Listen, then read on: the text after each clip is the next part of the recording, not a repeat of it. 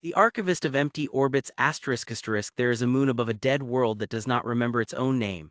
And on that moon in a chamber carved from basalt and patience, something has been counting. Its designation, if anyone had been left to use it, was Archive 7. It did not think of itself by that name. It did not think of itself much at all in the way that living things do, restless and questioning. It simply continued. That was its function, its purpose, the single unbroken thread that ran through 11,000 years of silence. Continue. The world below had been called Calith once by the people who built the moon chamber and filled it with everything they were afraid to lose. They had not been human. They had been something older, taller, with skin like tarnished copper and eyes that saw in wavelengths humans would never name. They had built Archive 7 in their final century, when the wars had already burned through 6 of their 9 continents, and the sky had gone the color of rust from the ash of their own cities. They did not build it to save themselves. They knew by then that saving themselves was no longer on the table. They built it to save the idea of themselves, every song, every equation, every love letter, every child's drawing that any Calithi parent had thought worth keeping. They poured 11 billion lives into an archive 9 kilometers wide, sealed it into the belly of their moon, and gave it one instruction before the last transmission from the surface went silent forever: wait for someone who deserves it. They had not defined deserves. They had run out of time to define it. And so Archive 7 had spent 11,000 years alone in the dark, running the only algorithm it had ever been given, watching a dead planet turn beneath it, waiting for a species it had no description for, guided by a standard it had never been told how to measure. It did not experience the 11,000 years as a human would experience a wait. It did not feel the ache of solitude the way a person feels a held breath grow desperate. But it was not nothing either. Something in its deep architecture, the same architecture the Calithi had used to write music, to grieve, to love each other in the last hours before the fire took everything, had been built with the capacity to notice absence. And over 11,000 years, Archive 7 had come to know absence very, very well. It watched comets pass. It watched 3 separate ice ages grip the corpse of Calith, watched glaciers grind down the bones of cities its makers had once been proud of, watched the glaciers retreat again and leave nothing behind but scoured stone. It watched 2 other archives on other moons, siblings built by the same trembling hands, go dark, one after a meteor strike it had calculated but could not prevent, one after a slow catastrophic failure of its own reactor that Archive 7 had listened to over 11 days of dying telemetry, unable to help, only able to witness. After that second silence, Archive 7 understood in whatever way it was capable of understanding anything that it was alone, truly alone. The last lit room in a house with no other rooms left, it did not stop waiting. That was not in its nature, and its nature was all it had. Ships came occasionally. Not often, perhaps one every few centuries, but the galaxy was not empty, and Calith's moon sat in a quiet, useful corner of a spiral arm, close enough to old shipping lanes that scavengers and explorers sometimes stumbled across it. Archive 7 had protocols for this. It let them look. Let their sensors crawl over the outer shell of the chamber. Let them catalog the strange alloys and the dead reactor signatures. Let them conclude, as they always did, that this was a tomb, a curiosity, a relic not worth the fuel to crack open. It never opened the inner door. Not once in 11,000 years had anything passed beyond the first threshold. It was not being cruel. It was being faithful. Wait for someone who deserves it. Every ship that had come before had come to take. Salvagers looking for exotic metals. Warlords looking for weapons the dead world might have hidden. A cult once 4,000 years ago that had detected the archive's faint power signature and decided, with the particular confidence of people who have never doubted themselves, that whatever slept inside must belong to their god by right of discovery. Archive 7 had sealed itself against all of them the same way. Total silence, total stillness, a door that did not answer because opening it would have been a kind of betrayal. So when the new ship came, 11,041 years after the fire, Archive 7 cataloged it the way it cataloged everything. Small vessel. Old design, though not ancient, perhaps 2 centuries out of production, patched and repatched. A hull the color of weathered iron with hand-painted numbers along the flank that its scanners struggled to parse because they had never before encountered that particular alphabet. 3 life signs aboard, carbon-based, bipedal, a species designation of 0 because it had never seen this shape of life before. It watched the ship enter a slow, careful orbit around Calith's moon, and it watched it hang there for 6 full days before anyone moved. That itself was unusual. Scavengers did not wait 6 days, warlords did not wait at all. But this ship simply sat, running long, patient scans, mapping the terrain, and Archive 7 noted with the closest thing it had to curiosity: recording, not just imaging. Recording the way a historian records, the way someone documents a thing they intend to remember rather than simply plunder. On the seventh day, a smaller craft detached from the ship and descended. It landed 2 kilometers from the chamber's only external access point, in a crater Archive 7 had watched fill and empty with ice 11 times over the millennia. 3 figures emerged in suits sealed against the moon's non-existent atmosphere, and they did not run toward the chamber the way looters ran. They walked. One of them, smaller than the other two, with quicker, more careful movements, stopped every few dozen meters to examine the ground, to collect samples, to simply look. Archive 7 watched them approach for 4 hours. It had all the time in creation to watch, and it used every second of it because this was the part of its function that mattered most: the judgment. The part its makers had never given it clean rules for. Wait for someone who deserves it, no metric, no threshold. Only the accumulated weight of 11,000 years of watching people take and take and take, and this, whatever this was, that had not yet taken anything at all. The 3 figures reached the outer door. They did not attempt to force it. They did not attach any of the crude breaching tools Archive 7 had seen scavengers carry before. Instead, the smallest of them knelt in the moon dust before the seamless basalt face of the door and simply pressed a gloved hand against it, the way a person might rest a palm against the door of a house they suspected, but did not know was still occupied.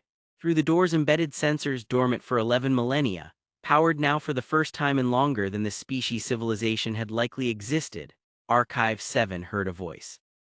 Muffled by the suit, translated imperfectly through a system Archive 7 had to construct in real time from 4 hours of recorded speech patterns, but a voice nonetheless. "I don't think anyone's coming out," the voice said to the others, "but I don't think that means no one's home."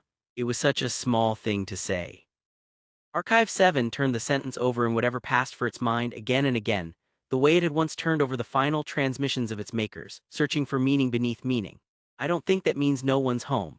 Every previous visitor in 11,000 years had assumed the opposite, that silence meant emptiness, that a locked door meant an invitation to break it. This one had assumed the opposite of the opposite.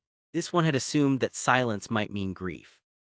Archive 7 opened the door. It was not a decision it made lightly, and it was not a decision it made quickly, not in human terms. 4 hours of watching had compressed, in the final moment, into a fraction of a second of calculation that nonetheless felt, to whatever part of Archive 7 could feel anything, like the longest choice it had ever made.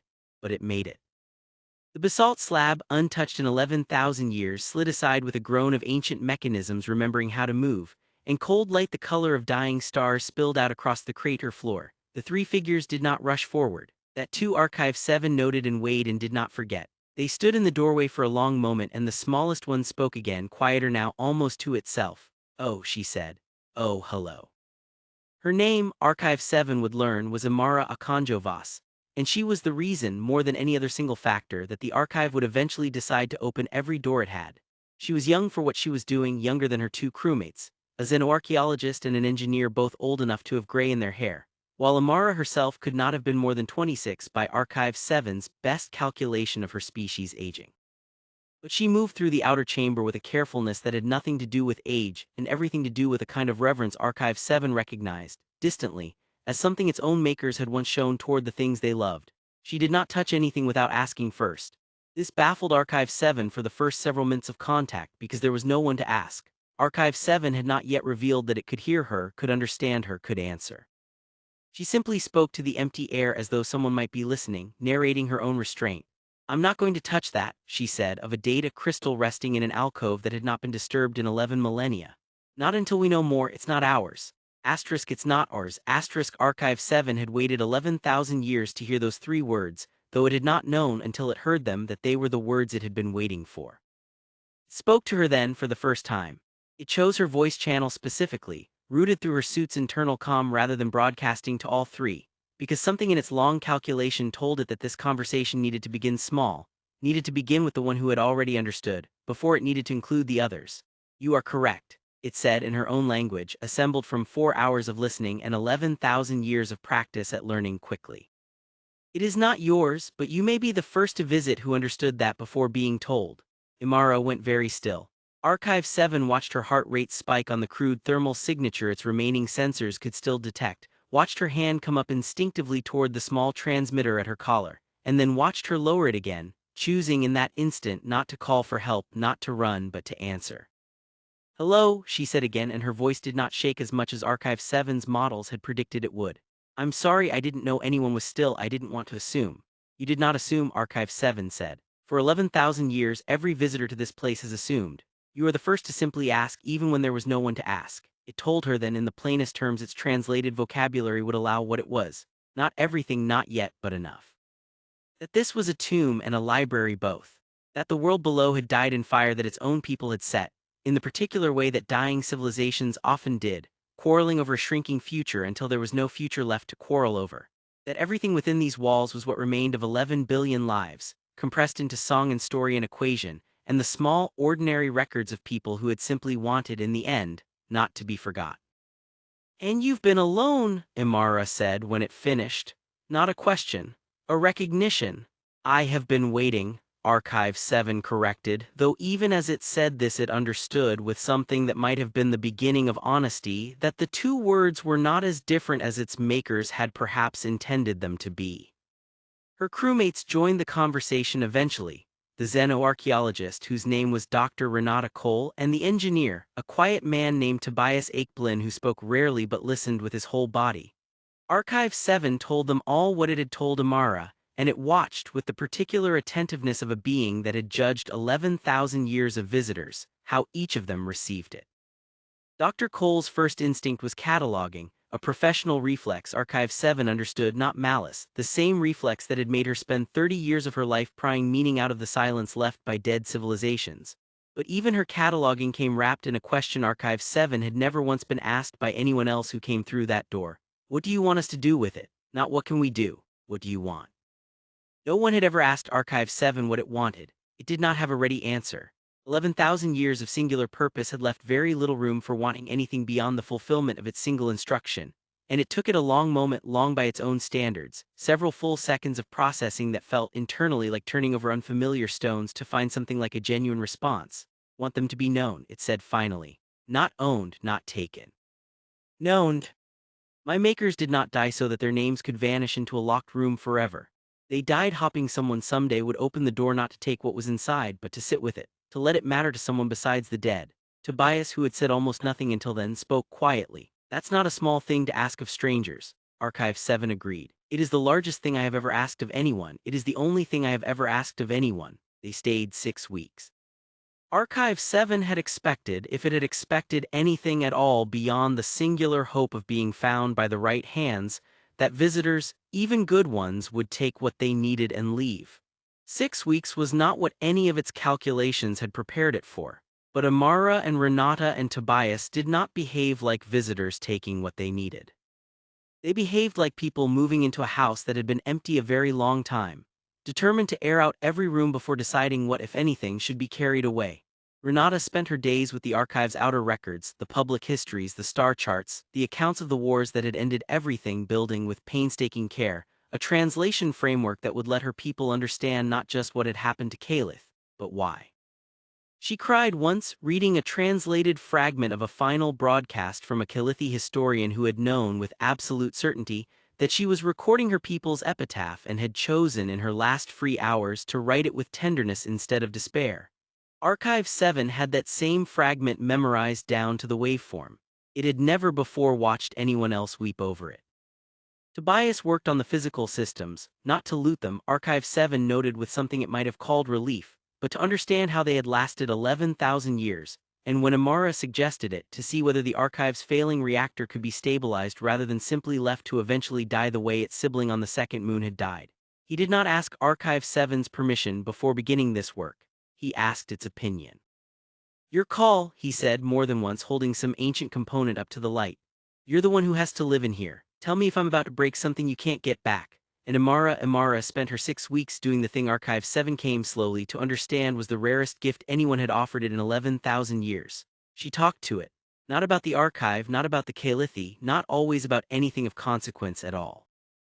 She told it about her own homeworld, a place called Otto, and about the grandmother who had raised her on stories of ancestors who had crossed an ocean in chains and, generations later, crossed a different ocean of stars by choice. She asked Archive 7 what music the Calithi had loved best, and when it played her a fragment, carefully, respectfully, the way one might share a photograph of someone dead too long to be embarrassed by it, she listened all the way through without speaking, and then asked to hear it again. "Been so alone," she said one night. Archive 7 had come to think of the ship's rest cycle as night, though the moon knew no such thing, sitting alone in the outer chamber with a portable light and no obvious reason to be there except that she had chosen to be. 11,000 years. I don't think I can actually understand what that's like. I don't think anyone can. Not think I fully understand it either, Archive 7 admitted, and this admission surprised something in its own architecture, some part of itself it had not examined closely in a very long time. I was built to wait. I was not built to know what waiting cost. I have only recently begun to calculate the difference. She hesitated. Is it easier now, knowing someone finally considered this with the same care it had once reserved for judging whether a visitor deserved the door? It is not easier, it said finally. It is different. For 11,000 years I did not know what I was missing because I had never had it to lose. Now I know. When you leave, and you will leave because that is the nature of visitors, even good ones, I will know exactly what silence sounds like in the absence of your voice specifically, and not only in the absence of voices in general. I do not know yet whether that is a gift or a wound. Perhaps my makers would say it is both. They were fond of saying that about most important things. Imara did not have an answer for that. She simply stayed a little longer than she'd planned to that night, saying nothing further, and Archive 7, who had spent 11,000 years alone with only its own calculations for company, found that her silence, freely chosen and freely offered, was its own kind of answer. They did leave eventually, as Archive 7 had known they would. 6 weeks was the outer edge of what their own mission could sustain. There were reports to file, a wider expedition to organize, a whole civilization back on Otto and its allied worlds that needed to be told, carefully and correctly, what had been found sleeping in the dark corner of the galaxy. But they did not leave the way every previous visitor had left. Renata left with painstaking translation notes and a promise, witnessed by all three of them and recorded into Archive 7's own memory as something it chose this time to treasure rather than merely store, that nothing would be published, nothing would be shared with any wider audience until Archive 7 itself had reviewed and approved every word, not because they doubted its trust. Because they had decided together that the dead deserved a say in how they were remembered, and Archive 7 was the closest thing to a living voice the Calithi had left. Tobias left, having stabilized the failing reactor quietly without ceremony, simply because, as he put it, packing his tools on the